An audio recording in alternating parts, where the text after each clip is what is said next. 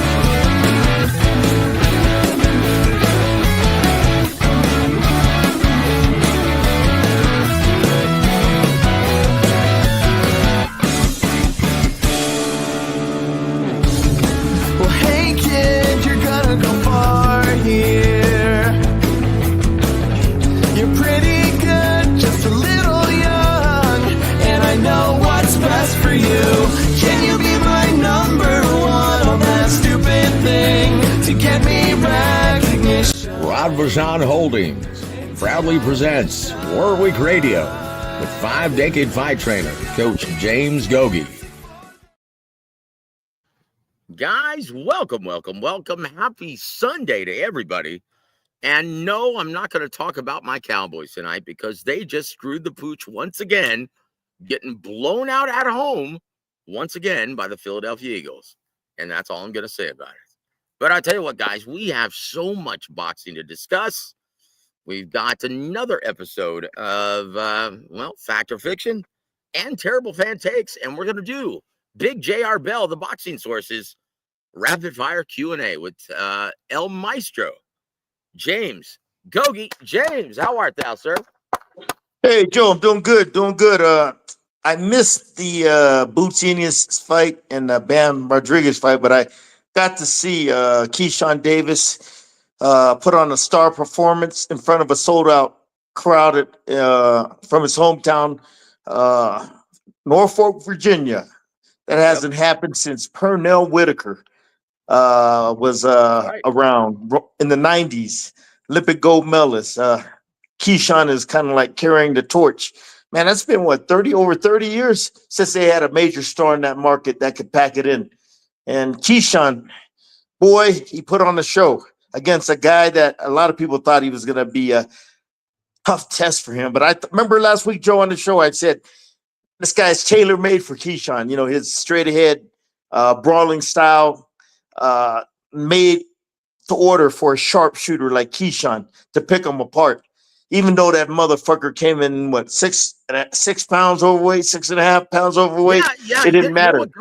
You know what, Gogue? It's funny. I called you and I told you that, boy, I was a little concerned. And because he came in 6 pounds overweight, he came in at 141. And your response was, it don't matter. He's going to whoop this dude's ass and look good doing it. Yeah, I said that. Yeah, I said that on the show last week, too. Yeah, when I said that ain't going to matter. He's just going to, this guy was tailor-made to make Keyshawn look good, with a sharp counter puncher, just a variety of a wide variety of punches he throws from all angles. Knows how to control that range and distance real good. Very good body puncher, man. Let me tell you, as far as the guys that are not champions, he's pretty much the top dog right now. On the verge of becoming champion again. Becoming champion for the first time. But he just got all the tools in his, all the weapons in his arsenal. It starts with a good jab, okay? Got great footwork, great reflexes. He likes to mix it up too, man. Keyshawn's got he's got, not only is he, athletically gifted, but his mental toughness, that nastiness in him I like to see, okay? That supreme confidence in him that I like to see in a future superstar. Oh, Keyshawn, boy, he's back in the amateurs. I always thought he was a very talented, but he was raw and green. Bo Mack and his team, they've done a tremendous job of developing this kid into what he is right now. It was all, a lot of raw gear. It was all raw talent when they got him. Well, he was an Olympian, so it wasn't that raw. But you can see how they taking this game to the next level. You know what I mean? Just all around, man. A lot of people were calling out. He could beat Tank right now. Definitely. Shoot. Let me tell you, the top 35 pounders out there, man, I'd favor him against a lot of them. Yeah, man. I like the way he uses that jab, how he stabs you, stabs you with that stiff jab and throws that straight right hand to the body. How he, or he'll sweep it around a little sweeping right hook to the body, or just a different variety of punches. Once he sees an opening, he'll exploit it. Man, that Keyshawn Davis, man, he really put on a show. And not only did he put on a show, he did it in front of his hometown, sold out arena. Boy, don't you think they're going to want to come back to see him again? In boxing, remember I told you that, Joe? There's not a lot of franchises out there. He's the newest one. Yeah, he sure is. And I tell you what, I was very, very I didn't feel good about this fight leading into it. And once again, that's what I get for not listening to a gentleman who has the best eyes in the business, Coach James Gogue. A lot of guys thought they were. I know his cut man Vic, my boy Vic from Vegas. He was Lemos's cut man. He was telling me, we're gonna.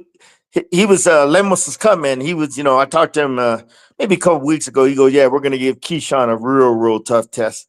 But I was saying to myself, man, I didn't want to tell him that, but this guy's tailor made for Keyshawn. Keyshawn has been matched very good by Brad Goodman with these types of fighters. Okay, he was prepared for this moment. It's not like he never fought this type of style before. You know what I mean? And he shined doing it. Now, all those past fights he had against these tough pressure fighters prepared him for this moment. Okay, and of course the training in the gym. You know what I mean? The excellent training Bo Mack and his team has gave him. Yeah.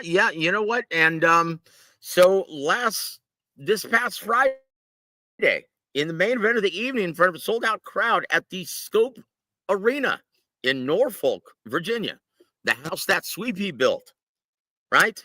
So he knocks down Gustavo Lemos, the customarily durable Gustavo Lemos, even weighing in 6 pounds heavier. He knocks him down 3 times in the second round to come up big, stopping the fat Argentine, and he looked spectacular doing it. And just like Coach Gogue said, now everyone is banging the drum for Tank Davis.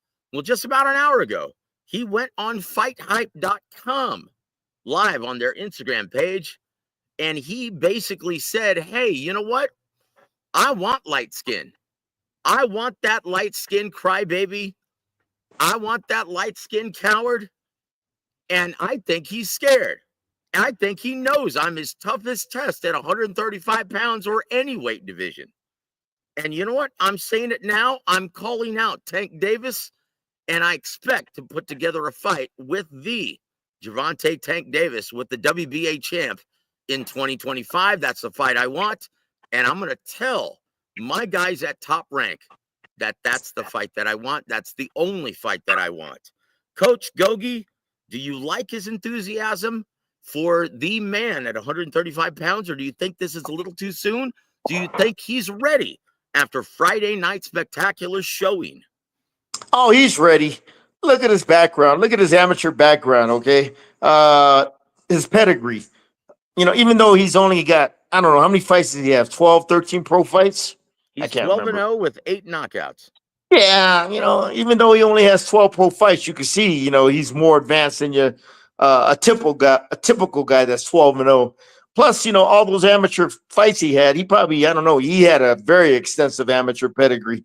And, he had almost Olympian 200 amateur fights. Yep. And a lot of it at the international level. So when you got a guy like that, with that many amateur fights, especially with at the international level, it's like a guy having 30, 40, 50 pro fights under your belt. Me and Don Chargan used to say. So, you know what? He wants Tank, but it goes both ways. he can hit, he can hurt Tank, but Tank can hurt him too. Oh yeah, it goes both ways. But I tell you what, honestly, I really hope, and once again, guys, a lot of people in this business, they're concerned and they don't think that Top Rank, or I mean that PBC is going to be able to put together that fight with Lamont Roach. And honestly, I don't think anyone cares. And honestly, I think that is indeed the fight to make, because let's just face it, guys. Shakur Stevenson is going to be busy with Williams and Pate on February 22nd. I don't think anyone cares about the current IBF titleist, which is no. The IBF titleist is Vasily Lomachenko, who I think is going to retire and vacate the title.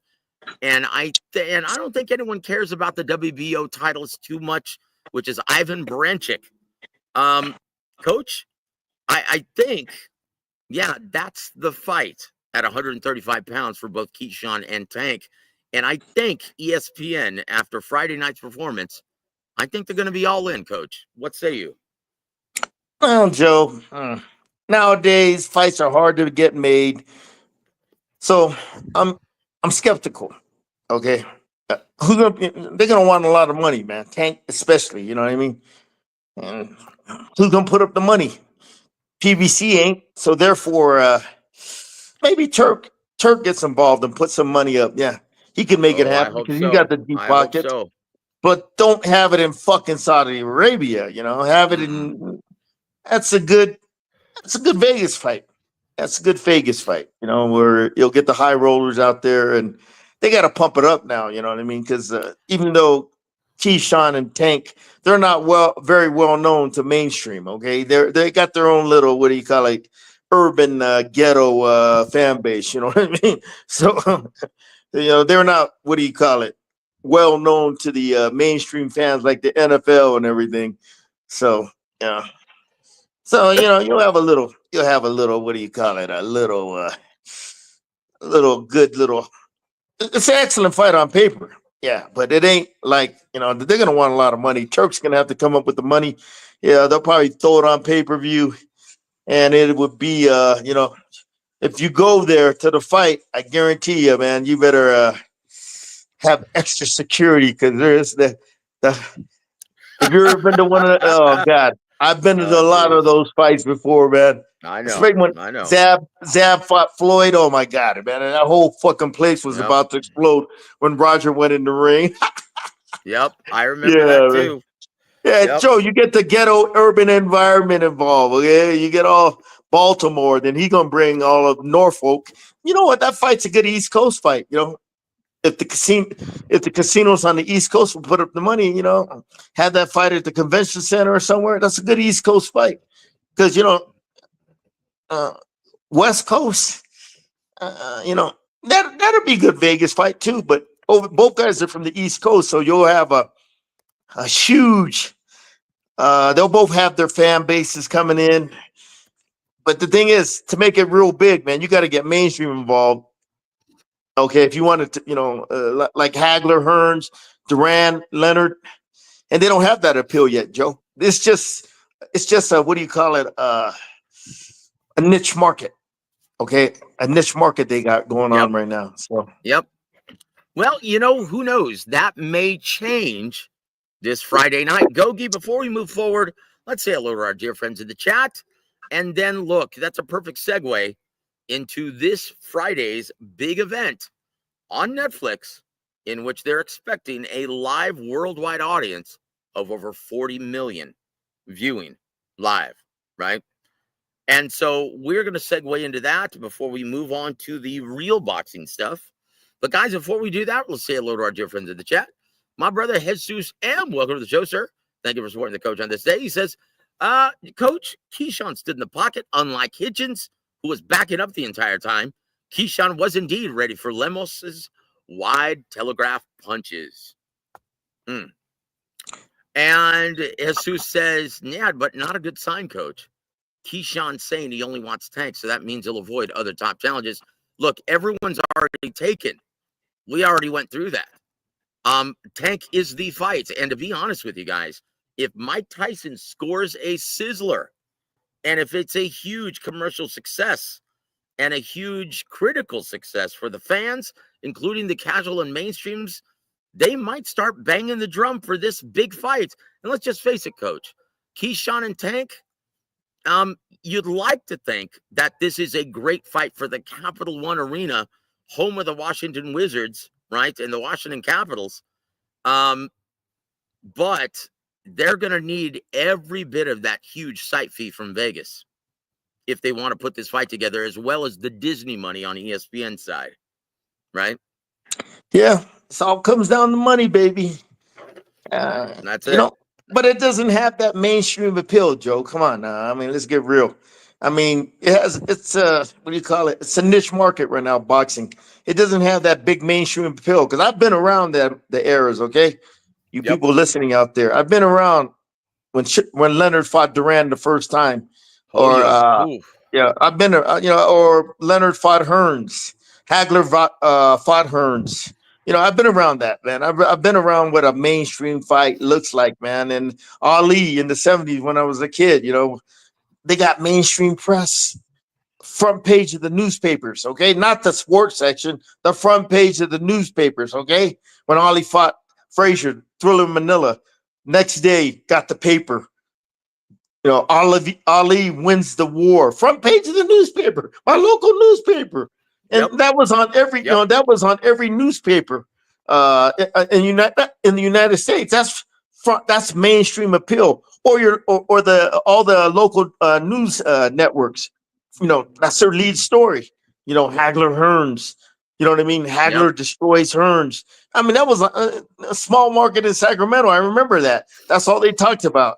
The Sacramento Bee, front page of the Sacramento Bee, that fight. This fight, let me tell you, that doesn't happen no more. So what you think they're gonna get mainstream publicity? Nope. It'll be a little niche market fight. You know, it'll be all hot on the internet through their little, you know, their fans and the little bit of hardcore boxing fans we got left. And you know, but as far as it's a great matchup, man. On paper, it's a great matchup. And who wins? They're both gonna get caught. You know, Keyshawn goes, "Oh, I can knock him out." Hey, Keyshawn, Tank can hit too. And when he hits you, you usually don't. When he hits you, you usually don't recover. Okay. All right. Just ask Frank Martin. Just ask Leo Santa Cruz. I think they're still trying to wake him up from that knockout several years ago. But look, and vicious one-hitter quitter by Tank Davis. I mean, that guy and the way he sets up his punches, Gogue. I think he very well, even though he's in most people's top 10 pound for pound, I think he's still one of the most underrated champions and fighters in any weight division currently because of his lack of competition. Let's just face it, he hasn't exactly fought a who's who at 135 pounds. And I think that's really hurt him in terms of fan recognition. And he's gotten kind of a bad rap, and a lot of people seem to think he's avoiding the very best at 135. But correct me if I'm wrong, Coach. I don't exactly, aside from Keyshawn, I haven't heard too many people calling out Tank Davis. Like William Zepeda, even though he was the mandatory challenger for Tank Davis's WBA title, he started calling out immediately Shakur Stevenson, and that's by design. Lomachenko, he had an opportunity to make this fight, didn't want to do it, and I think he's going to retire from what I'm hearing. So it's not like anyone's really banging the drum, calling out. Everyone seems to be calling out Shakur at this time. So it's very hard to point the finger at Tank Davis at this time. But once again, guys, we'll see what the landscape looks like after this Friday night. If this fight somehow sizzles and Mike Tyson does the unthinkable and knocks the kid out, boy, you very well may see a resurgence of our beloved boxing in the American market. Come on, 7-Eleven. Guys, let's move on just for a second. We'll say hello to our dear friend, Low Clarity. Thank you for supporting the coach on this day. He says, yep, Coach, you did say exactly that, brother. Yeah, you did. You called it, Coach. When I was gloom and doom and I had these ominous forecast, and I'm so happy. Like, I couldn't be any happier to eat crow, guys, because I've been a big supporter of Keyshawn Davis. And you know what? He did exactly what I was hoping that he would do. And you know what? We need another big American star, one who actually wants to sit in the pocket and fight. He is everything that we need in this country, isn't it, James? Wouldn't you agree? Well, that's what fans, when they come to fight, when they purchase a ticket for a fight, their hard-earned money, and they buy go to the fights with their friends. They want to see knockouts, blood and knockouts. Marvin Hagler used to say that all the time. They want to. That's what excites them. Is the knockout. That's the biggest marketing tool in boxing. It's the knockouts. Don Chargano was told me that. He goes, you got a guy that can knock people out, you're going to get an attraction. He used to tell me that all the time. And Keyshawn, the way he knocked out this tough, durable guy, who a lot of people thought he was going to give him a tough fight, especially when he didn't make weight and came in over 6 pounds overweight. They thought he was going to give him a fight, tooth and nails going down the stretch. But I didn't see that. I saw this guy. He has a lot of openings in his attack, which Keyshawn could exploit.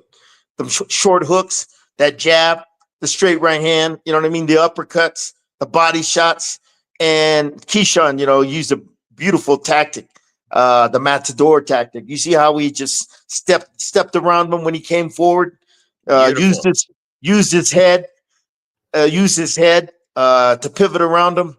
Yeah, man, it was just beautiful tactics by Keyshawn. Oh, you can see his God-given talent.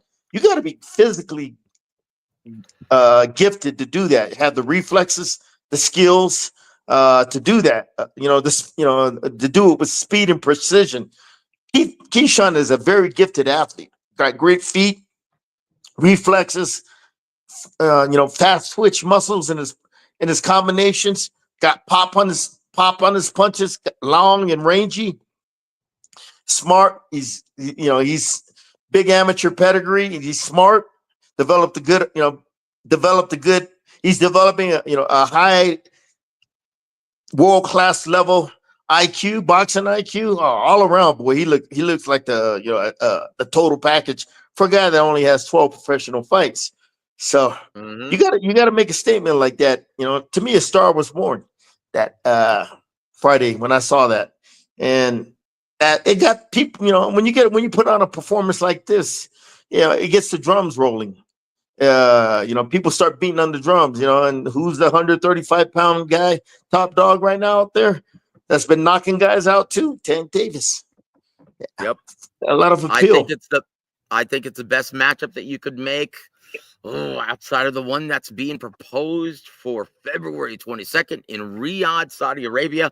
And that's William Zepeda versus Shakur Stevenson. But William Zepeda's got to come up big against Tevin Farmer, someone who traditionally no one really looks good against. We'll see if he can do that, and we'll get the coach's thoughts on that matchup a little bit later on the show. But right now, I want to say, Susam goes, I thought weight matters, fake Nello. Oh, Chingao. Look, Clarity also says, yeah, Lemos didn't look like he respected the power even after getting rocked, coach. But, coach, you don't really work on that in the gym, though, do you? Does anyone ever work on how to react after getting rocked in sparring? You just keep your composure, poise and composure, Because just I weather don't the think he's storm. ever been through that, coach. Nah, nobody's ever hurt the guy before, okay? Nobody's ever, he's never been dropped, I don't think. Nobody's ever hurt the guy. So he figured Keyshawn couldn't hurt him, didn't respect his power, and went right after him and paid the price. Yep, sure did in a big way. Boy, I tell you what, resounding knockout. And look, hold on. Keyshawn, pump the brakes on Tant Talks. So he had a good 2 wins. Want to see more. Honestly, I've seen everything I want. I'm ready. I'm down, brother. I am down to see it. Jesus M says also, Joe, Tyson and Paul not selling out, just showing fake fights don't sell. Well, look, this they made the sad mistake, from what I'm being told. Jake Paul, unfortunately, tried to do the Al Heyman, Eddie Hearn, Frank Warren trick by purchasing all the prime seats, selling them through third-party ticket outlets at triple the face value. That's why it hasn't been selling. Expect this to start flying off. Tickets to start flying out of the gates this week, guys. Big fight week. All the promotion, all the media is going to be there in Dallas or in Arlington. Yeah, expect this to have a very healthy crowd of over 40,000 by the time Friday rolls around, guys. Yeah, I'd be very surprised if they didn't actually sell 40,000 tickets. But that's the reason I was told why ticket sales have been lackluster up to this point, right? And there it is. And Low Clarity says Frank Martin was boxing beautifully in the early rounds. Coach, did you think it was just a matter of, because I'll be honest, Tank Davis's last performance against Frank Martin was brilliant. I didn't think he was that proficient in cutting off the ring and closing the distance that effectively. And he proved that he could really take the lead and do it in a very intelligent way. Your thoughts on, well, Tank's last performance against Frank Martin? He did what he had to do. That's it. You know what I mean? Did what he had to do. And yeah, I tell you what, that knockout was brutal, Coach. That's why he got this fight with Keyshawn Davis. Has the makings of a great fight. Both guys are great punchers, and both guys are explosive. Keyshawn, to me, he's just got to build his. He's got to build his. What do you call it? His notoriety a little bit more. Tank's already the man out there. Okay, Tank's already proven to be a draw in every market: New York, Baltimore, L.A., Vegas, Dallas. Was it? Oh no, San Antonio. Yep. Wherever Atlanta, wherever Tank goes, he's pretty much a big draw. Keyshawn, so far, he's only a draw in his hometown. He hasn't proven to be a nationwide ticket seller like what's his name, Tank. And Tank did what he's supposed to do against Martin. It's just a matter of time. You can't run from Tank the whole fight. Like I was listening to an interview. Somebody was asking him about fighting Shakur. He goes, "Hey, look, man, eventually he's gonna get hit by me. How is he gonna react when I hit him?" Okay, he's right. Yep, he's right. How is he gonna react when he gets hit by him? Yeah, same guys, with don't forget. Yep. Same with Keyshawn. You know what I mean? Mm-hmm. How is he gonna react? So far, every guy I've seen Tank hit with his best shots, once they get dropped, they don't recover. Yeah, that's true. That's very true. I mean, we have yet to see a guy, get dropped by Tank and make it to the final bell. Yeah. Once again, only two guys have seen the final bell thus far, and one of them's Pitbull Isaac Cruz. Yeah, and he broke the left hand of Tank Davis on his hard noggin. Yeah. And then the other guy went the distance, I think, was an 8-rounder early in Tank's career. But look, guys, that is a great matchup. And honestly, I want to see it. I want to see that for 2025. Let's make it happen. Here to there. Good to see you, brother. Welcome to the show, and thank you for supporting the coach on this day. Cheers, Coach. Cheers, Joseph. Cheers to you, my friend. Also, my brother from St. Paul, Minnesota, Lance Meyer. Good to see you, my friend. Mil Mascaras. Thank you for making an appearance on our special Halloween show, brother. That was good to see you, man. Also, my brother, Chief Funky Boxing from Sacramento, California. Good to see you, my friend. Always great to see you up here. What up, Chief? Yep, great guy, man. Great guy and a great addition to this business. Look, once again, I love the promotion for this Jake Paul, Mike Tyson fight. And we're going to take a look at two things, guys, right now. First one, I want to show you what kind of promotion. And Jake Paul, say what you want about him. He's a clown, but he's a genius in terms of promotion. I want to show you guys this. This is really something. This was just dropped last week on on YouTube. Let me know when you can see this, Coach. I can see it. Very good. Here we go, guys. Turn up your volume. Yes. Well, let me premise this, right, by saying, yeah, they're on a. Calls me up to come play in his band. So of course I'm like, all right, this. Who the hell that is? Hold on. All right, I don't know what the hell that is. Are the rumors of you knocking out Tom Hardy on the set of Lawless overstated? One time, hold on, guys. My girlfriend at the time was over at my house. We were on his balcony. Get like, hold on.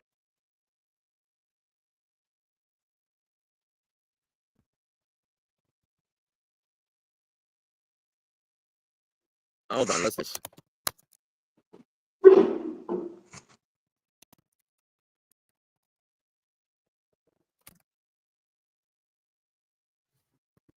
Hold on. Try this one more time.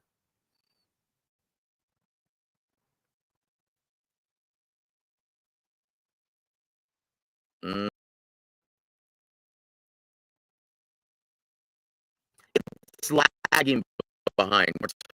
Though. So basically, Coach, they both are attached to a polygraph. Jake Paul and his brother Logan. And Jake Paul asks him, his brother, do you think I will beat Mike Tyson on November 15th? And this is what happens. What the fuck? Hi, Jake Paul. Do you really think that you're going to beat Mike Tyson? Yeah. Ooh. Do you believe that I will actually beat Mike Tyson? Yes. What the fuck? Hi, Jake Paul. Coach, now we're going to ask you the same thing. Do you think Jake Paul can beat Mike Tyson on November 15th? If he doesn't, he's got a big problem. Can't beat a 58-year-old guy. Oh, come on, man. Oh. Yeah. Big Al. Look, honestly, I love that promotion. It's putting that seed of doubt, guys, and it's painting that picture, creating that facade that 58-year-old Mike Tyson actually has a chance to win. But in all honesty, Coach, what do you think? Do you really think that Mike Tyson can do the unthinkable and beat the very green but young and much taller, much rangier, much fresher Jake Paul? If he hits him, yeah. We'll see what happens when he gets hit by, that Mike Tyson right hand or that right uppercut. Yeah. We'll see. I'll tell you what, guys, I'm going to be dialed in. And once again, we're going to be staging a watch party in San Antonio. This time, not at Dave & Buster's. We're going to be at the Little Woodrow's on 604 and Braun in San Antonio, Texas, with all of our South Park boxing guys, all of our fighters there. We're going to have a press conference beforehand promoting our event coming up on the 23rd. And we're going to stick around, and I'm going to be hosting, DJing, and hosting karaoke as soon as the fight card is over on Netflix. So, guys, come out if you're in the San Antonio area. It's going to be a lot of fun, guys. Also, I wanted to play you this too, Coach. One last thing. And look, once again, guys, this is official fight week. You're about to see this thing blow up to a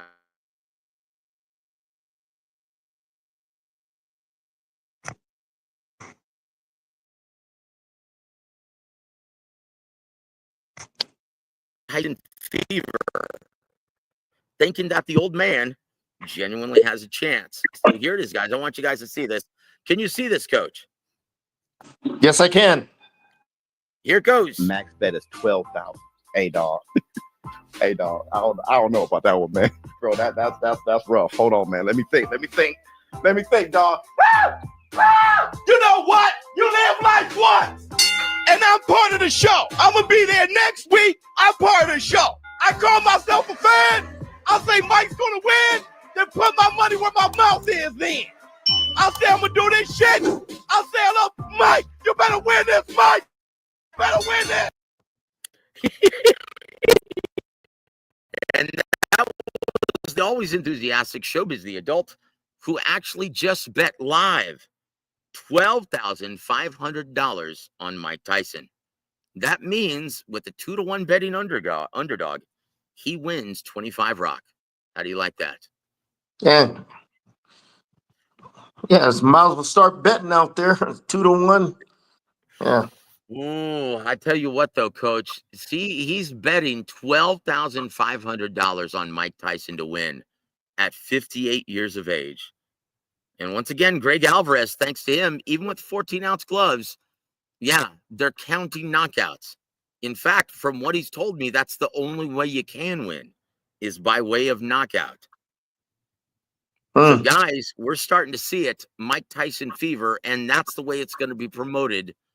Yeah, they're going to paint him as the boogeyman even at 58. Now, Coach, is that the reality? Joe, you know what? I haven't even been thinking about this fight. You know, to me, it's a big circus matchup, and it's got a lot of mainstream interest. But to me, you know, it's not a real fight. So, you know, me, I could care less, honestly. I knew it. I knew it. Yep. Guys, and once again, we know better. We all know better. Mike Tyson has little to no chance of winning this fight. But casual and mainstream fans, now knowing that, Gogue, is this ultimately going to prove to be bad for the health of the sport, in your mind? Well, if it draws a lot of attention to the sport and it sells out pretty good, and they do good pay-per-view numbers, yeah, it's a positive. Very good. I tell you what, we're going to move on. We want to welcome Treetop Boxing to the show. Thank you for supporting the coach on this day. And he goes, it's all staged. And he talks about Showbiz, the bug-eyed freak. Man, that is absolutely crazy. Man, could you imagine, Coach, betting $12,500 on a 58-year-old Mike Tyson? That's risk. That's a big risk. I wouldn't do it. Hell no, I wouldn't do it. But guys, let's look back once again on that fight card this past Friday from Norfolk, Virginia. And you know what you've been saying, Coach, that Abdullah Mason, he's been asking the questions, but he hasn't been answering the questions. Boy, he sure did answer a few questions on Friday. Now, once again, he was facing Johan Vasquez, and Johan Vasquez, in my vote for round of the year thus far, he gives down and hits the canvas twice in the first round. Vasquez gets knocked down in the first round, and then he goes down and for good in the second. Abdullah Mason tastes serious adversity for the first time in his pro career, but comes up big with a knockout over Johan Vasquez in the second round. Coach, your thoughts on what you saw from Abdullah Mason, sir? Yeah, that was a good fight for him. You know, I wanted to see him finally in a fight that somebody's gonna test him and everything. And he got dropped twice that first round, but he got up. That's what I wanted to see. See, when you face adversity, there's two things I want to see: how you react, but more important, how you respond. And he got up and okay, it's my turn now. Then he got dropped again. Okay. In the second round, he went out there and turned the, put the pedal to the metal and everything. Mason's he's like Keyshawn Davis, extremely gifted and talented. Puts his combinations together beautifully. He's a southpaw, but he fights a physical, aggressive style, but he does it with skill. Puts his combinations together beautifully. He loves to fight at close range in the pocket. Okay. I like his punch selection. He hits here from all angles, throws every punch in the book, puts his combinations together very, very well. mixes his combinations up real well. And like I said, I love the way he attacks that body, that Mason kid. He's just got that physical, aggressive mentality. You know what I mean? That I want to knock you out, and he goes right after you.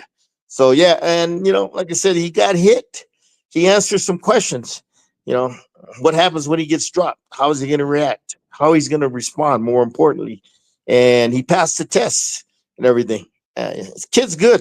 The kid's very, very good. Abdullah Mason, him and Keyshawn, they got that similar, unique, rare athletic talent. Plus, they got the mentality, that mean nastiness in them to match their their athletic talent.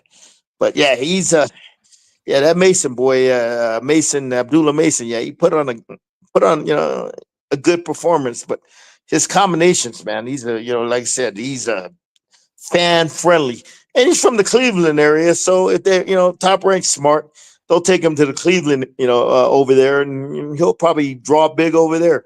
See, Top Rank's a real promoter, unlike these other motherfuckers out there.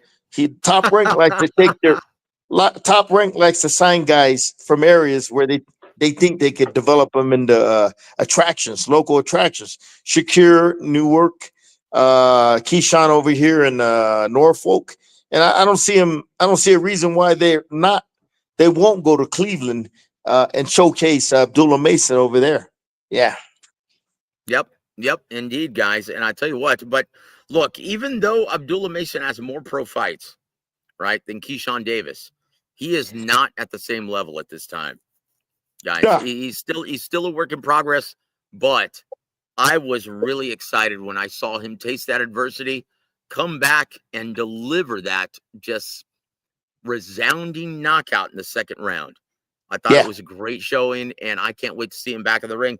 And in your co-main event, I think it was Troy Isley. He defeated Tyler Howard, getting the UD10. Coach, are you impressed with Troy Isley? Fuck no. Boring. He was boring. Man. Yep, and there it is. And look, we also saw the return of Rahis Alim. I can't believe he's still fighting. And he got the UD10 as well over Derlin Heraldo. Yep. And that pretty much rounds out the card. Obviously, Kelvin Davis won. Keon Davis won as well. Yeah. But that's pretty much it, Coach. Yeah. But Treetop goes, Bore Isley. Well, let me tell you, man, Keyshawn, boy, he sold that place out. So he's the proven draw. And the way he did it, fans are going to want him to come back. Top Rank knows that.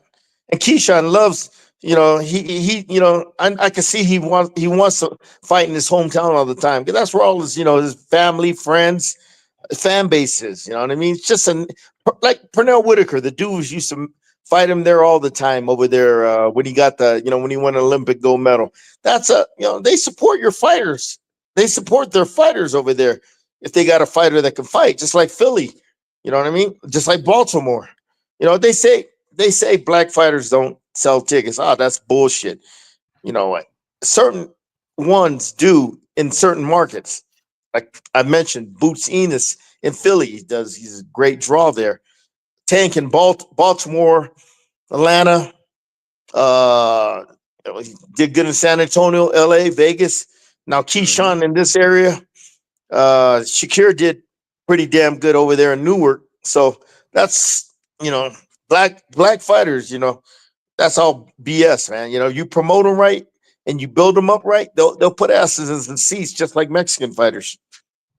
Yeah, look at Floyd Mayweather Jr., guys. Come on now. Look at Tank Davis. Even during COVID, when you put him out of market in San Antonio, he drew almost 10,000 fans during COVID. Yeah. Yeah. What does that say, guys? Yeah, once again, guys, if they're promoted correctly, Coach Gogue's right on the money here. You look around, Joe. The people that are becoming professional franchises. Tank is one. Keyshawn, Shakir, is proven to be a good draw over there in Newark. Jerome Boots Enos, Canelo. I mean, most of them are, black fighters. So Abdullah Mason's next. He's the next one on the list. Yep. I tell you what, guys, there's a lot to like from that top ranked stable, and want to welcome and thank Eric Gomez. It's good to see you, my friend. Thank you for supporting the coach on this day. We love you on the show. Also, my brother, Refugio Garcia. Good to see you, man. Thank you for supporting the coach on this day. He said, Troy Isley, a real life Wayne head. I don't know what that means. I guess I'm showing my age. But Treetop has the idea. He says, Keyshawn, Kid Austin, Abdullah Mason, I'm loving this new American mentality. Not afraid to go into the fire. Yep. That's it. That's it, brother. Yeah. Oh, he means Troy Isley with the Barry Bonds cranium. You mean the Tim Bradley cranium. Got it. Ching Gal. Guys, let's move over now to Philly at the Wells Fargo Center last night in Philly, PA. And let's talk about the co-main event first. From San Antonio, Texas, Bam Rodriguez does it again. Traditionally, customarily a tough piece of meat like Pedro Guevara. And he whoops his ass, dropping him twice in round 3, putting him away with that beautifully timed uppercut, and made him look like a bobblehead. Coach, if you weren't a believer, and if you hadn't been a believer in Bam Rodriguez, I don't know what else to say. I don't know what else to show you, but he is already, can you say he's already a Hall of Famer at age 23? You got a Hall of Fame resume, but look, they should be fighting him in San Antonio. He could become another franchise of boxing, but Eddie Hearns, he's not doing it. Nope. In fact, he's in Philly. Holy shit. Why would you put him in the co-main event in Philly, Coach? Oh, Eddie, man. He's fucking, this kid could be a good draw in San Antonio, one of the hottest boxing markets in the United States, and he puts him in Philly. What a fucking moron, man, that Eddie Hearns is. Yeah. Yep, and now they're talking about him fighting Roman Chocolatito Gonzalez in Saudi Arabia. Oh, now, look, we all know that Turkey El Sheikh doesn't give two shits about the undercard or the underweight guys. He's a heavyweight fight fan. Yeah. That's what he loves. That's what he's willing to stage in the main event, the co-main event, and you're gonna see Bam Rodriguez end up fighting Roman Chocolatito Gonzalez buried in the undercard of something like Joshua versus Fury or something. And no one's gonna care. No one's gonna see it. Yeah, that fight has San Antonio written all over it, man. Jeez. I'm telling you, if they put that fight in the Alamo Dome with the living legend Roman Chocolatito Gonzalez, that you're talking between 30 and 40,000 tickets sold within the first week, Coach. I don't know about that, Joe. Let's try for 15 to 20. Yeah. Yeah, that's kind of. Well, look, if you were fighting someone like maybe El Gallo Estrada, I'd agree. But this is Chocolatito Gonzalez. Yeah, but he's past his prime, Chocolatito. Okay. Yeah. Now, you know if it was a prime Chocolatito, yeah, then we're talking. But this guy's past his prime, and to get 15,000, I'd be happy. Yeah. Well, look, we'll see. We'll see what happens. Honestly, I hope we get to see him fight in San Antonio sometime this decade. Because the way it's looking, Arizona, Philly, it's like, dude, I don't know what Eddie Hearn is thinking, but it's not the best interest of Bam Rodriguez. Oh, yeah. Yeah, he should be a draw locally. And, if they did it right, yeah. But, that's Eddie for you. So you're looking at Bam Rodriguez. He's going to be competing more than likely with Roman Chocolatito Gonzalez sometime in 2025 in Saudi Arabia as part of Riyadh season. Coach, do you want to see this fight? Yeah, why not? Even though I think he's past his prime, he's got a lot of miles on his engine. Yeah, it's a good fight for Bam. It's an excellent fight for Bam. Not so much Roman. Do you really want to see a legend like Roman Chocolatito Gonzalez go out like that? Hey, man, he deserves a payday, okay? All right? Give him his payday. And there it is. I can't disagree with that. He deserves it. Yep. He is an all-time great and a first ballot Hall of Famer. Give him his flowers, give him his payday. I agree with that 100%, Coach. In prime, Chocolatito Gonzalez beats Bam. Yeah.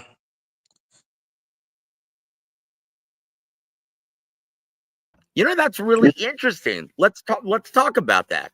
Why do you feel that way? Because look, both guys have incredible footwork. Both guys can punch. And obviously both guys started their career. Yep. Punch activity. Gonzalez, punch volume. All right. Yeah, both guys started their careers at minimum weight. Yeah.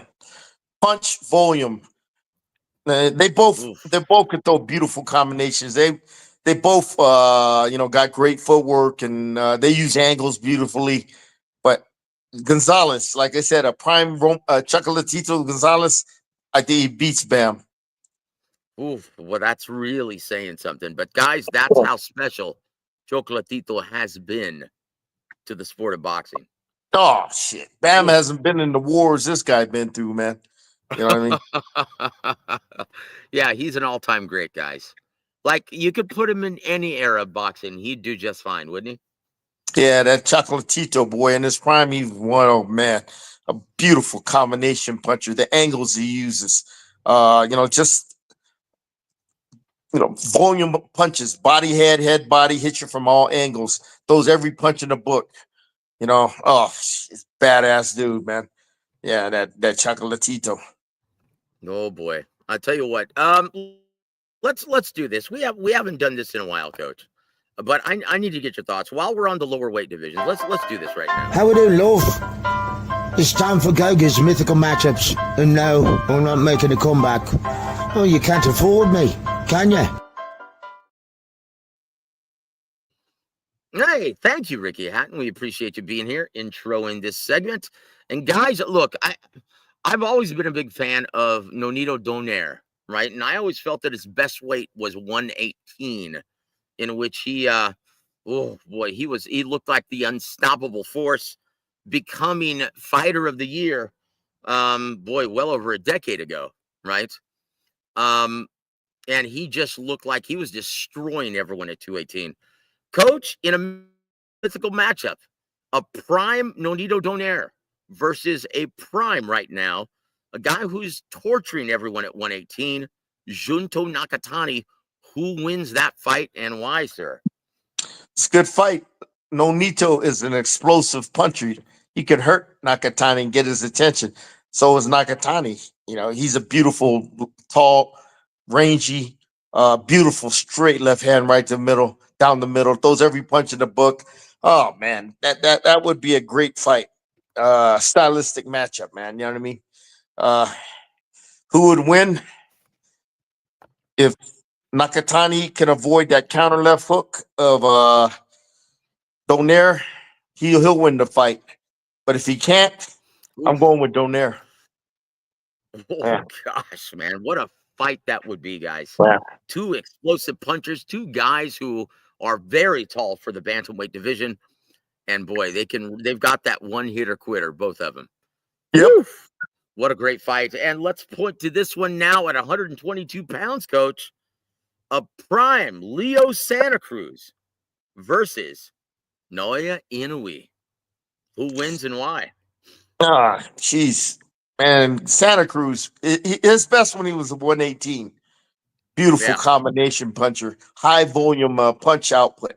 Body, head to the body, through just beautiful in the pocket.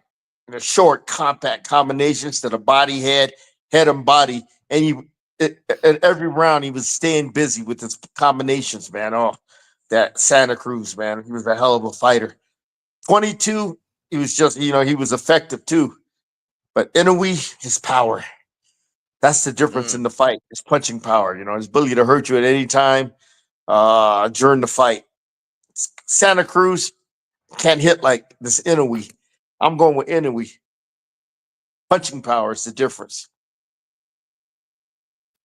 Wow. Jeez. Yeah, you know what? You're right. I think Leo Santa Cruz, his best weight division was 118 pounds as well. Oh, he was a machine. 118. Yep. He was a badass at Leo. Yeah.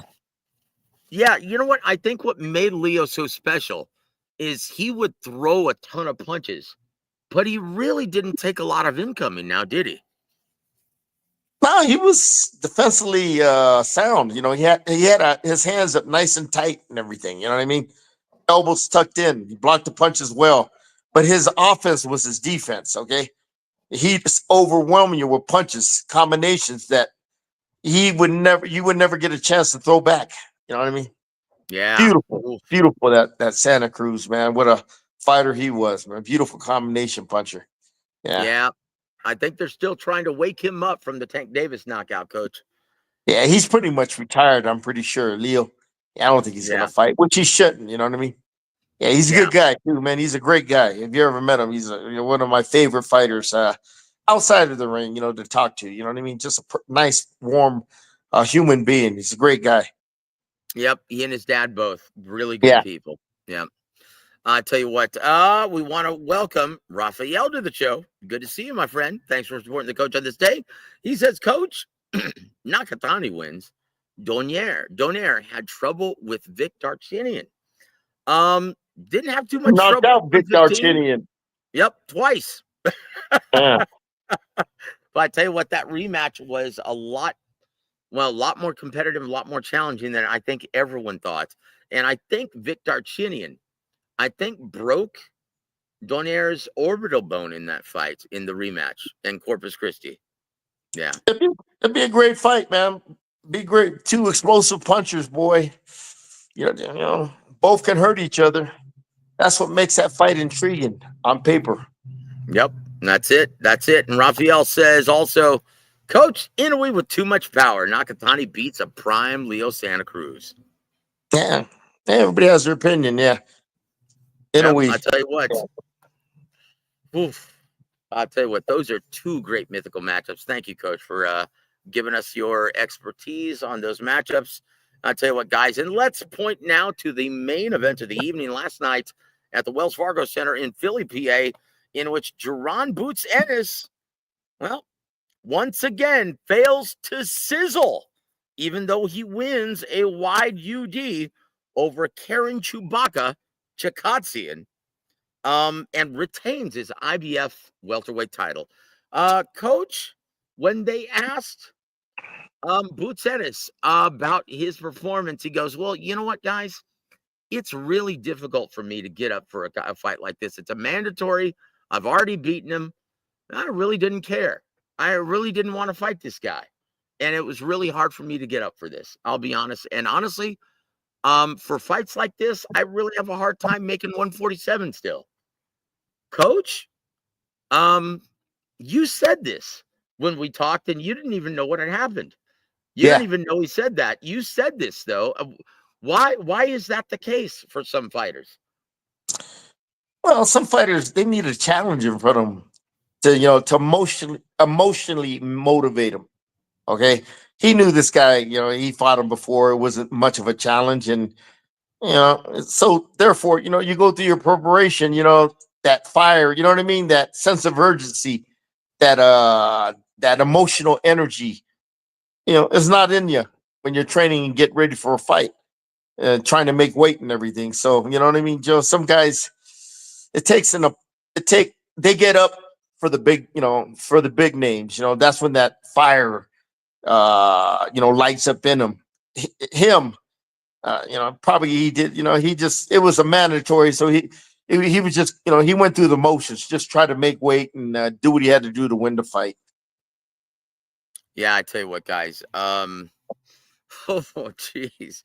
And Roy Jones said the same thing several years ago when he was just coasting through 175. And he said, it's just, I'm having a lot of trouble getting up for some of these guys. Because there were several fights where it wasn't all that scintillating. I mean, he ended up winning, And in several cases, he ended up knocking out his opponents, but it just wasn't all that exciting leading up to it. And did you think that was the cause of his demise at 175 eventually? Yeah, you don't have a challenge, something to spark you. Yeah, you could, get lax in your training, your preparation. You might take shortcuts. Mentally, you're not as focused. Stuff like that, Joe. Yeah. Yeah, you know what? That's oof. So what is the biggest challenge in your mind for Jaron Boots Ennis, either at 147 or 154, sir? Well, they're talking about Victor Ortiz. That'd be a great fight. Let's see if they can make it. Oh my gosh. Virgil Not Victor Ortiz. Virgil Ortiz. Excuse me. Yeah, we knew what you meant. Virgil Ortiz, now once again, Golden Boy. Eddie Hearn, they're talking about doing a Golden Boy matchroom 5-on-5. And Eddie Hearn wants Jaron Boots Ennis to face Ryan Garcia at 47. What's the likelihood of that actually happening, Coach, next year? If what's his name puts up the money, and it's all about money, Joe. These guys, they want to fight for the biggest purses, that somebody could give them. And if the money's right, that fight could be made. Yeah, I tell you what. Honestly, who do you think has the look? I know you didn't see last night's fight, but Jaron Boots Ennis, when he switched to southpaw, he was getting caught with that check left hook from Chikatsian, and if that's Ryan Garcia, he might be in trouble, Coach. I mean, honestly, everyone's talking about Jaron Boots Ennis being the next Terrence Crawford. But he really needs to tighten the screws on defense. He was getting hit way too much. I haven't seen him getting any better on defense. He will. Now, he obviously has the offensive skill. He's got it all offensively. But he has these defensive lapses where he gets hit. And against a guy who can really punch in both Ryan Garcia as well as Virgil Ortiz at 54, I don't know if he's ready for that, Coach. Does he need to stay at 47, in your opinion? Because Eddie Hearn, after the fight, said they're really interested in fighting Brian Norman Jr. instead, or the winner of Abel Ramos and Mario Vargas this weekend. Your thoughts on what Eddie Hearn's, path of progress and next course of action, which Boots Ennis should be? It ain't Eddie. It's that. If that Turkey guy offers them the money, that's the route they're gonna go, man. Yeah, I mean, if Turkey doesn't offer him the money, then they'll go the route Eddie wants. Turkey's the one that calls the shots. Okay, Eddie's just the one. You know what I mean? He'll go along with the flow because of the money. Yeah, that's pretty much the case, guys. And once again, I have to say I am pleasantly surprised, and I am happy that I'm wrong. But it looks like Turkey Al-Sheikh is indeed in it for the long haul. Coach, are you surprised that he is willing to stick it out and could be the savior of boxing worldwide? Yeah, we'll see. He ain't making no money. He's been losing a lot of money. And anybody that comes in this business that loses a lot of money and don't recover their investment, they don't last long. Yeah. Honestly, Coach, if he keeps on bleeding money like this, I'm not sure how much longer he stays. But look, he's putting together the fights.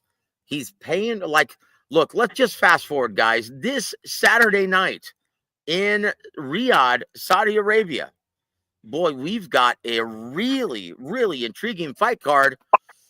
But why is it in Saudi Arabia, Coach? You've got 6 fights that belong in Southern California. In the main event of the evening, Zurdo Ramirez versus Chris Billum Smith. And it's a cruiserweight unification. And no one cares. I don't hear any chatter, and it's happening this Saturday. And then in the co-main event, you've got Jose Ramirez versus Arnold Barbosa Jr., and then you've got William Zapata versus Tevin Farmer, Oscar Collazo versus Neometron, and then Oscar Duarte.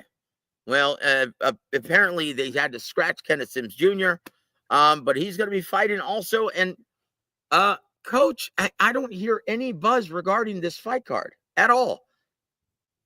Not at all. It's over there in Riyadh, man. I mean, come on, man. It's not Fury fighting Usyk or one of them big fights that people want to see. It's just I don't know why they're going over there. I know why they're going over there because Turkey, wanted that fight over there, so he gave Oscar a lot of money. Or Oscar, good salesman that he is, he convinced him to buy this card and take it over there. Hey, didn't Turkey buy the Ring magazine? I was reading something about that. Is that true? He just purchased Ring magazine from Oscar De La Hoya. Yep. Okay, Oscar probably leveraged that. Okay, buy Ring magazine and give us put on one of our shows over there in Riyadh. Yeah. You know what? I hadn't even put that together. But you're absolutely right. That probably, guys, once again, I know I'm right. The genius of James Gogue. Once again, it's like he knows a lot about everything in this business. What goes on in the ring and what goes on outside of the ring. That's incredible, man. I didn't even think about that.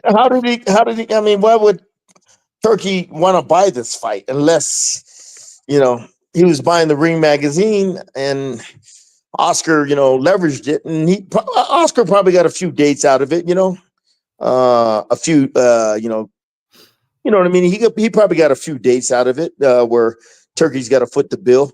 You know what I mean? Yep. Indeed. Well, look. Before we move forward and start talking about individual matchups on this card, Coach. Look, Coach didn't see the DAZN card, so he didn't see Manuel Gallegos destroying Khalil Ko. I saw that fight. Yeah, you saw that fight. Yeah, that's the only fight I saw.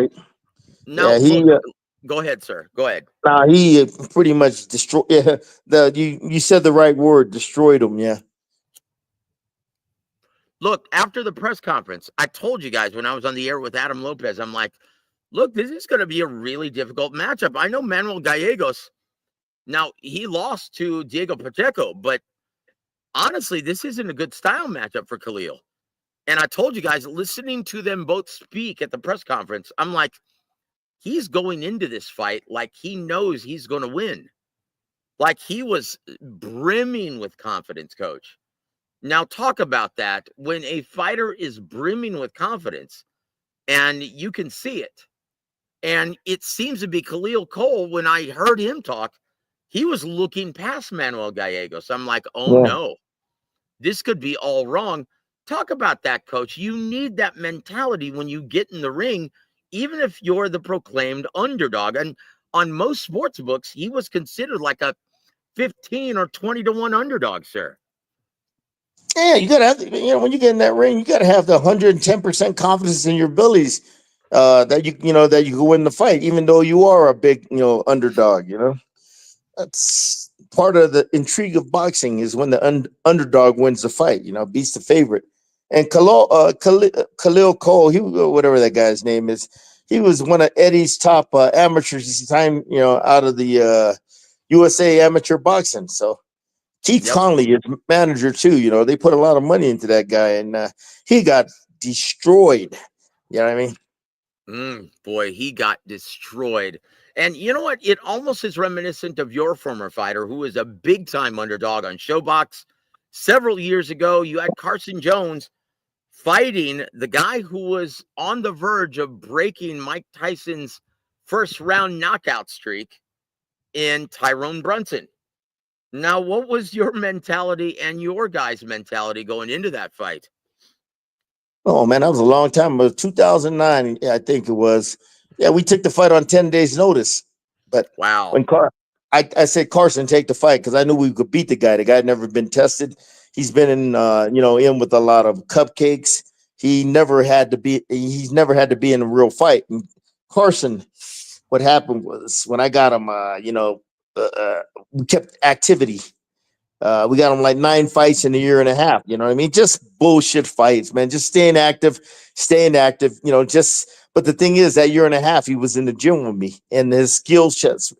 he was, his skill sets were developing, his mentality was developing, his confidence level was developing. He didn't have that opponent's attitude when I got him, who was, he had a 16-7 record. He was an opponent, and he trained like an opponent, and he had a mentality like an opponent. So I changed it all around. I taught him how to be a professional in his preparation, and also along with it, the skill sets and everything. So I knew going into the fight, I said, take it, let's do it, man. Even though we only got 10 days notice, came into camp, we sparred maybe twice. Yeah. 6 rounds each day. We're ready to go, man. Because we were active. We were fighting all the time. Yeah, we didn't need an 8-week camp or something like that. You know what I mean? So, yeah, when opportunities like that come, you got to take it. And when going into the fight, yeah, I knew. I felt good. I said, Carson, man, this guy, yeah, he never been tested, man. And we've been fighting all year. For the last year and a half, we've been fighting, staying active. You've been in the gym here all the time. So we're ready to go, man. Yeah, tell them this shit. Yeah, let's take it. Let's do it. And you got to take those chances. And yeah, we pulled that upset. We were, I think, 6-1 underdog, and yeah, pulled that one off. But I had a good feeling going into the fight, though. Yeah, you know what? I had that same feeling after I saw that press conference this past week, and I said, you know what, man, don't be shocked, guys. And I was telling Adam Lopez this live on our Thursday show. Don't be shocked if Gallegos actually pulls off the upset. Where's Gallegos from? Let me check. Hold on. Let's see. Hold on. Let me pull it up. Let's see. So, Gallegos is from Mexico. Los Mochis, Sinaloa, Mexico. Oh, man, they got some tough guys that come out of there, man. Yeah. Who trains them? The Montiels? The Montiels train them. I have no idea, sir. Yeah, the Montiel family, they're kind of like the boxing royalty in that part of the neck of the woods. Yeah, he was ready. He was in shape.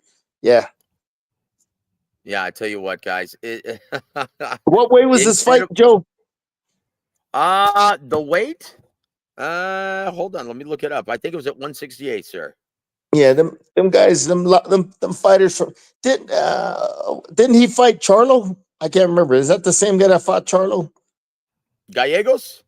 Yeah. Let me see. Remember the guy that gave Jamal Charlo a hard fight in Houston? Better than expected? No. That wasn't him. It wasn't the same guy. Yeah, that wasn't the same guy. I know who you're talking about. Yeah. Las Mochis, that area, boy, that neck of the woods, the good fighters coming out of there. The next one is Sugar Nunez, the number 1 ranked contender in the IBF. He should be able to. He'll be able to win that belt from that Anthony Carsasi, whatever that fucking guy's name is. Yeah. But they usually have tough hombres coming from Las Mochis. Yeah. You think he's gonna beat Anthony Cacachi? Oh, hell yeah. You never seen him fight? Sugar Nunez? Strong as a bull, relentless, heavy-handed, can punch with both hands. Yeah. Well, I tell you what, sounds like a great fight because Cacachi's tough. But yeah, man, he doesn't know how to fight on the inside. Well, he's going to have a problem fighting Sugar Nunez because Sugar Nunez, once he starts turning up that heat, he's relentless and he's physically strong. You know what I mean? Yep, Treetop has the beat. It was at 175 light heavyweight last night. Oh, light heavyweight, okay. Yeah. I'll tell you what, guys. And once again, Jesus M has a beat. Gallegos has indeed been in there with better competition. And that's why I was like, oh, wow. Yeah, this has the makings of a serious upset. And yeah, he whooped his ass. Like, honestly, you saw Khalil Coe quit like a dog, turning his back. Just taking a knee, and he didn't want any more. Yeah, he was, overwhelmed, coach. Yeah. With the heavy-handed Gallegos. Yeah. So maybe now Eddie Hearn can pronounce his name properly. Gallegos, instead of the entire week, is pronouncing it Gallegos. Yeah. So once again, Eddie Hearn picking the wrong Mexicans in for his guys, getting another one beat like a dog Once again, Coach, when is Eddie Hearn going to learn his lesson? I don't think Eddie Hearns really gives a shit, to tell you the truth. No, Yeah. he only cares about getting those TV dates because he knows Matchroom Sport is going to make 20% regardless of who wins and who loses. Yeah. That's it. That's it, guys. But let's take a look once again at this, guys. Yeah. Let's take a look at, once again, I don't know if you're interested in any of these fights, Coach. In the main event of the evening, Gilberto Zurdo Ramirez taking on Chris Billum Smith in a unification bout at cruiserweight. Do you care, Coach? Nope. Gives a shit. In your co-main event, a seemingly long past it, long in the tooth, Jose Ramirez, shopworn, against a guy who hasn't taken nearly the same amount of damage, and Arnold Barbosa, the hard punching counterpuncher. Oh my gosh, this spells disaster for Jose Ramirez. Coach, do you care about this one? It's good. It's a good matchup on paper. It shouldn't go the distance. Barbosa, from what I heard, he's up there in Big Bear Lake training, so he's getting that high altitude training, to take his conditioning to the next level and everything. So, yeah, he's getting a lot of money. They're both getting a lot of money for the fight. That's why they can afford, a good training camp. To go to do the extra miles. To go the extra mile and in your preparation and everything. There So it is. good. Yeah. Barbosa, yeah, like I said, this fight, if he don't beat Ramirez, oh God. Yeah, Ramirez is shot. No defense. You know what I mean? He doesn't pull the trigger like he used to. Balance is off. Yeah, he just it's just one final payday for the guy. There it is. There it is, guys. And William Zepeda. Now we move on to William Zepeda versus Tevin Farmer at 135 pounds. And obviously, this is going to be this is almost a layup in theoretically anyway for William Zepeda becoming the first man to steamroll an over the hill Tevin Farmer. Your thoughts on this matchup setting the table for Shakur Stevenson in February?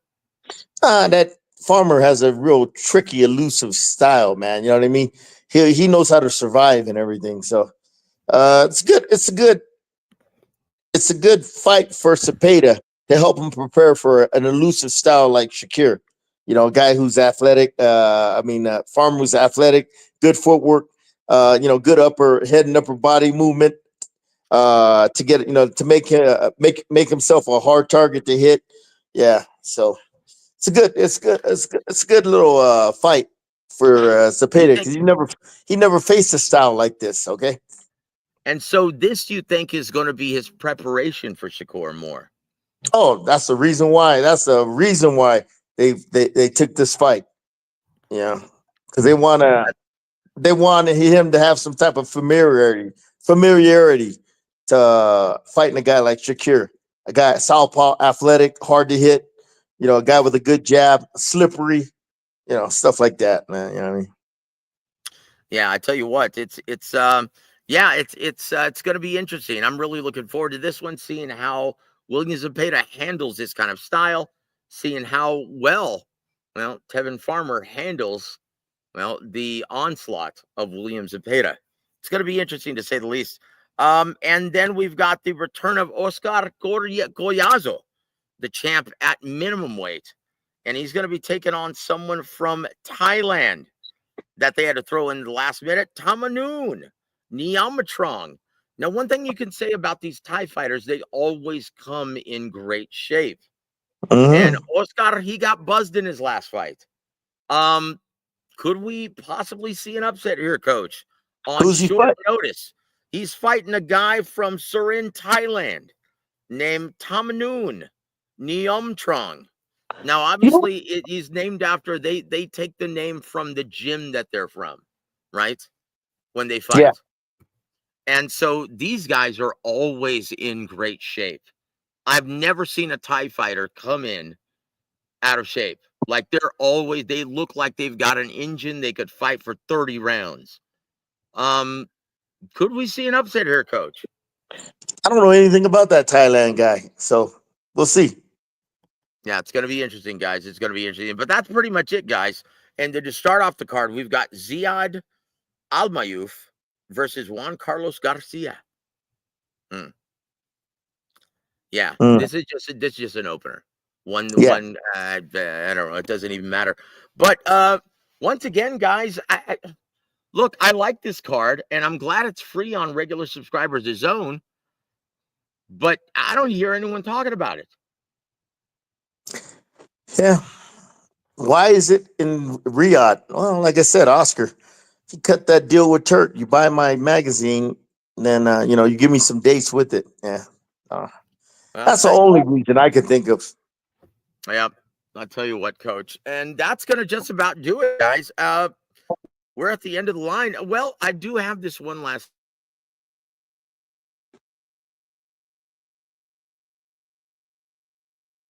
Hello?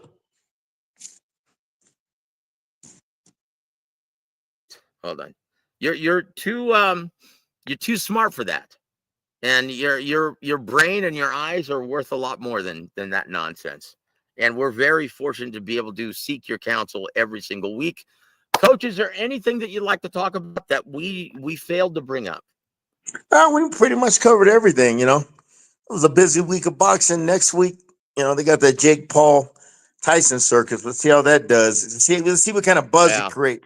If it can transcend to mainstream media, okay, then the fight means something. Okay, yeah, it means something. And this fight with Riyadh season, the only fight I'm interested in watching is that Cepeda against that tricky, elusive, slippery Tevin Farmer.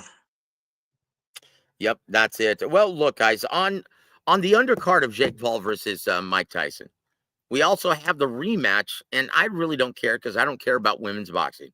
But we're seeing the long-awaited rematch between Katie Taylor and Amanda Serrano.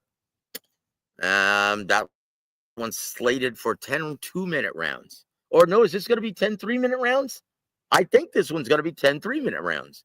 But anyway, we also have Mario Barrios defending his WBC 147-pound title against Abel Ramos. Coach, do you see the upset happening here on Friday? I could care less. How's that? And there it is. And we also see on the undercard, Bruce Shushu Carrington taking on Dana Coolwell. I actually like this fight, Coach, at 126 pounds. I don't know who that Coolwell guy is. I know Carrington is. He's one of the top ranks, right? Rising stars and everything. So, that'd be the only fight besides the Paul fight I'd be interested in seeing. Plus the Serrano fight. The first time they fought, it was a hell of a fight. So her and Katie Taylor. So, that's another good scrap on paper. And there it is, guys. There it is. But guys, on behalf of the great James Gogue, I'm Joseph Heron. You've been listening to War Week Boxing. Guys, if you missed any part of the show, just go ahead and rewind or listen back to it tomorrow morning. But guys, thank you for tuning in and have a great week, everybody.